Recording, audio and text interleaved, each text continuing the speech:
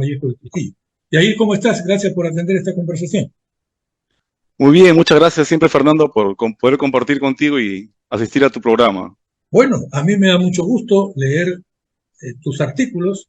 He leído el último, cuyo título es muy interesante porque vas a tener que aclarar a muchos qué es lo que has querido decirnos con esto de ¿es el chat GPT el fin de la escritura? Sí, bueno, en esta oportunidad es cierto que estoy hablando del chat GPT y es importante saber que como tecnología y como avance es muy importante y nos ayuda en muchas cosas. Eso es algo, digamos que, indiscutible. Pero Perdón, lo que yo, un segundito, Yair, porque yo entiendo que los jóvenes, los universitarios, los profesionales conocen, pero hay mucha gente que no tiene idea de lo que es. Arranquemos por ok, ahí, por favor. ¿Qué es el chat disculpe. GPT? Bueno, lo que busca es es una inteligencia artificial, es un programa que se ha lanzado de manera gratuita y pagada, en el cual uno puede preguntarle y me da una base de datos desde el año 2021 hacia atrás y tiene, digamos, cantidad de información que nos va a permitir saber preguntarle y de manera, podemos llamarle robótica, me va a responder a todas las inquietudes que yo tenga. Por ejemplo, yo le puedo preguntar, ¿cuál es el futuro de la escritura? Que fue la pregunta, por ejemplo, que yo le hice para el artículo. Y me dice que la escritura es, ¿no? Algo que viene desde el hombre, desde hace 5.000 años y que va a continuar y que permite perennizar. ¿Cuál es lo bonito de todo esto? Que está resumiendo de todo lo que encuentra en el Internet, por decir, de la data que tiene puesta, y me da un artículo novedoso, es decir, que lo ha pensado, podemos llamarle así, y que no tiene plagio ni nada, o sea, es original y le podemos preguntar 100 personas lo mismo y serían 100 datos originales, con palabras sinónimos y todo, ¿no? Todo lo que podemos mencionar. Ese O es un sea que detalle, hay, ese es un detalle muy interesante, ¿no? Porque, claro, uno quiere presentar una obra, digamos, original que me pertenezca, pero me voy al GPT y me lo hace por mí. así es, artículos periodísticos podría ser tranquilamente, ¿no? Yo escribo de vez en cuando, como tú dices, y puedo compartir con un amigo y le pregunto y me dice, yo ya hice 5 artículos en la semana y a Ah, mí me correcto. costaría hacer uno a la semana. Ese es, digamos, el avance de la inteligencia artificial que se Así presenta es, en este caso con este chip, ¿verdad? Pero el tema así es, es. para poder ir ubicándonos, todos tenemos acceso a eso. Tú has dicho que es gratuito y pagado también. Hay una parte que es el libre, que me da ciertas restricciones y verdaderamente que cuando algo es pagado queda claro que tengo mucha más amplitud, ¿no? Para poder ¿Ya? recibir la información. Pero no estoy diciendo de que los estudiantes universitarios, profesionales, nos veamos beneficiados con la parte gratuita también. O sea, hay un beneficio, lo cual es algo positivo, yo voy, sino que si quisiera ver esta parte, si he mencionado todo lo bueno, entonces, ¿cuál sería la parte negativa, no? ¿Ya? Entonces, para ponernos un poco ya en contexto, la escritura, como tú lo has señalado muy rápidamente, es algo inherente al ser humano. Empezamos con dibujos, ¿verdad? Los antiguos empezaron a dibujar cosas. Hablamos pues de los babilonios, ¿no? Hablamos de Claro. lenguas Y los egipcios. antiguas, de los egipcios luego y de la escritura cuneiforme que había. O sea que el hombre antes de la escritura era prehistoria. A partir de la escritura es historia. Entonces la Correcto. escritura es un cambio fundamental en la vida del hombre. Y si Y contamos la eso, historia, sí, sería una mejora en la calidad de vida de las personas, y gracias a la escritura. eso se da gracias a la escritura, lo que quería decirte, pero gracias también a los griegos, ¿verdad? Porque en Grecia es donde se elabora ya, eh, digamos, la escritura silábica y nace Hablamos el así verdadero es. abecedario. Y hablamos de del inicio de las ciencias, por ejemplo, hablamos de Grecia, luego hablamos de Roma, y cómo esto ha ido contribuyendo a la calidad de vida de nosotros. Y ha sido la forma de poder trasladar y transcribir muchas cosas que vemos hasta la actualidad. Hay un detalle, sin embargo, que es interesante porque nosotros nos sentimos orgullosos de nuestros antepasados y cuando se habla, no se habla pues a nivel internacional de los mochicas o los paracas, ¿no es cierto? Se hablan de los incas. Y cuando se habla de los incas, por ejemplo, el sistema de escritura, por lo menos me lo enseñaron así a mí, eran los quipus, ¿verdad? Así Que es. eran nudos que se iban haciendo de color y todas esas cosas.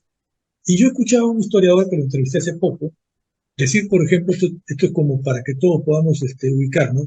Francisco Pizarro, en su viaje a Cajamarca, pasó por Lambayeque y descansó un par de días en cacicazgo de Cinto. Y al cacique de Cinto le preguntó dónde estaba Atahualpa, si tenía conocimiento de Atahualpa. Y él le dijo, sí, perdón, de Huáscar. Sí, dijo, lo han arrojado de un abismo y ya se murió. Ahora el Inca es Atahualpa. Y le dice, y sabes, esta es historia, ¿no? Pero vamos, más o menos a donde quiero llegar. ¿Cuántos soldados tiene Atahualpa? Y él le dice, más o menos 40.000. ¿Y cómo ha llegado a esa cantidad? Y saca un quipus. Y con el quipus y los números le va enseñando a contar y a contabilizar. Era una manera, vamos, para decirlo de alguna manera un poco rupestre, ¿no? De la escritura. Pero es una forma de escritura y es por eso que comentaba, creo que contigo comenté una vez, por ejemplo, en un libro, La sociedad postcapitalista de Peter Drucker, ¿Ya? habla justamente de cómo es el incanato y nos considera como una sociedad poco más que salvaje, nada más, justamente porque no sabemos escribir. O sea, que no estábamos al nivel de una cultura egipcia, griega, ¿no? Por la trascendencia que tiene la escritura. ¿Cómo se llama el personaje que has mencionado? Peter Drucker es el padre de la administración moderna. De la administración. Moderna, así es. Es un pensador que durante todo, más de 50 años nos ha acompañado con muchos libros muy importantes en el ámbito de la administración. Un visionario realmente, ¿no? Y el detalle de no tener escritura lo llevó a considerar a los incas unos salvajes. Más allá de Poco las más. cosas que hacían los No, incas. algo mejor, sí, sí, sí, algo mejor. No estoy diciendo que como salvajes, sino que Ya, hablaba de una sociedad, para ser claro, como lo entendí, como que habíamos sobredimensionado lo que teníamos. ya. Había desarrollo tecnológico a nuestra forma, pero es evidente que el desarrollo que han tenido la sociedad europea ha sido mucho, mucho más elevado que el nuestro, ¿no? Ahora, de acuerdo a lo que tú has analizado, investigado, ¿corre riesgo la escritura como tal, como la conocemos, es decir, la elaboración de signos que son los que, digamos, contienen los mensajes orales que decimos los seres humanos para poder comunicarnos, corre el riesgo de desaparecer? Esto puede simplificarse como los jóvenes lo están viendo ahora. Te has dado cuenta que hay otro tipo de lenguaje que la Real Claro. Academia está asumiendo como tal, hay otro tipo de simbología que se asume como tal, también los jóvenes lo utilizan, pero mi crítica no tanto va por el cambio de signo, sino va por la capacidad de pensamiento crítico. Es decir, si yo ahora puedo sacar un artículo sin tener el mayor esfuerzo y colocar en este chat simplemente un artículo que saque lo que yo deseo y es original, pues es evidente de que mi esfuerzo cada vez va a ser menor. Si recordamos, por ejemplo, cuando te dicen, haz una carta de presentación, o cuando yo tengo que tomar un examen y me dicen, marca alternativa múltiple, A, B, C, yo lo puedo marcar, pero cuando me dicen, haz una redacción, haz un análisis de cómo estuvo el año pasado el Perú en el ámbito económico y cómo está ahora. Eso implica una capacidad de pensamiento crítico, reflexivo, en el cual no es sencillo que yo simplemente marque A, B, C. No, me exige pensamiento. Y cuando uno lee un examen de ensayo o lees un escrito, tú de alguna manera puedes ver cuál es el razonamiento, la forma de pensar de esa persona que ha escrito. ¿Qué te estoy diciendo ahora? Que ahora el ensayo o la forma de escribir ya no va a reflejar mi capacidad. Yair, déjame decirte una experiencia personal. El año 1966 tú no habías nacido todavía, ¿no es cierto? ¿O me equivoco? Todavía, no, Todavía. Bueno, todavía. me presenté al examen de admisión a la Universidad Católica y me acuerdo perfectamente, había que desarrollar. Te preguntaba por decirte algo para hacerlo más sencillo, ¿cuántos fueron los viajes de Colón? ¿No? Y uno tenía que decir, fueron tres, el primero salió de tal sitio en tal fecha, con tales naves, llegó a tal sitio, y desarrollarlo. Y entonces, ¿qué nos decían en ese momento, o qué se decía en ese momento? Esta educación no vale, porque es una educación memorística. Aquel que tiene capacidad de retener las cosas es el que va a salir adelante, o va a tener mayores logros. Y se cambió después por los cuadros sinópticos y los exámenes de marque usted cuál es la respuesta correcta, que es lo que están mencionando y queda hasta ahora. ¿Qué viene a continuación? Entonces, si esto ya no nos está haciendo desarrollar nuestra imaginación, la memoria, los conceptos básicos para poder, digamos, identificar cosas y tomar decisiones.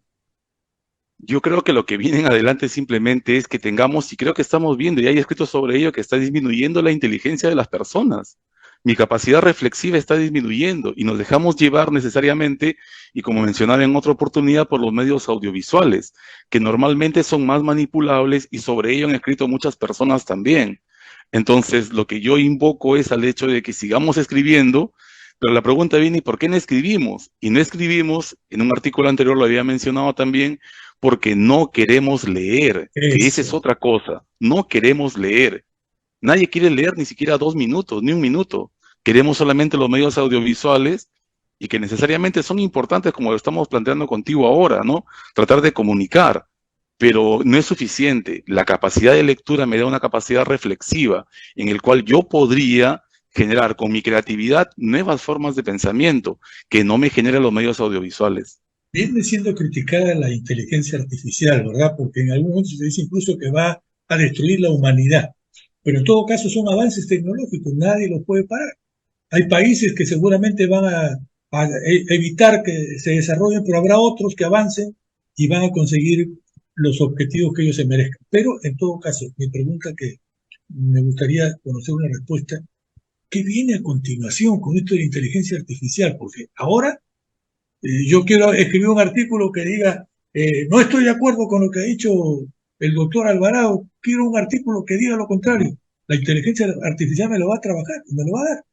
Así es. Es más, has visto ya que la inteligencia artificial hay presentadores de noticias que son de inteligencia artificial. Entonces ya dialogan, hablan, comentan, o sea, todo esto ya está en la actualidad y va a quitar muchos empleos. O sea, te hablo de escritores, te hablo de periodistas, te hablo de profesores también, como es mi caso. Entonces la pregunta es, ¿qué es lo que yo puedo dar de más para que la persona pueda asistir a una reunión conmigo? Y ahí viene la parte del pensamiento crítico y reflexivo, donde es más importante quizás la pregunta que la respuesta, porque la calidad de tu pregunta indica qué tanto tú puedes haber leído o conoces, reflexionas del tema, mientras que las respuestas, evidentemente en el Internet, que es la biblioteca del mundo, ahora el Google, realmente te responde todo lo que tú quieres, sino cuál es tu capacidad de reflexión. Soy de los periodistas que definitivamente está convencido, en mi caso estoy convencido, que un buen periodista, un buen entrevistador, hace una pregunta, pero si no tiene capacidad para hacer repreguntas, no sirve como entrevistador.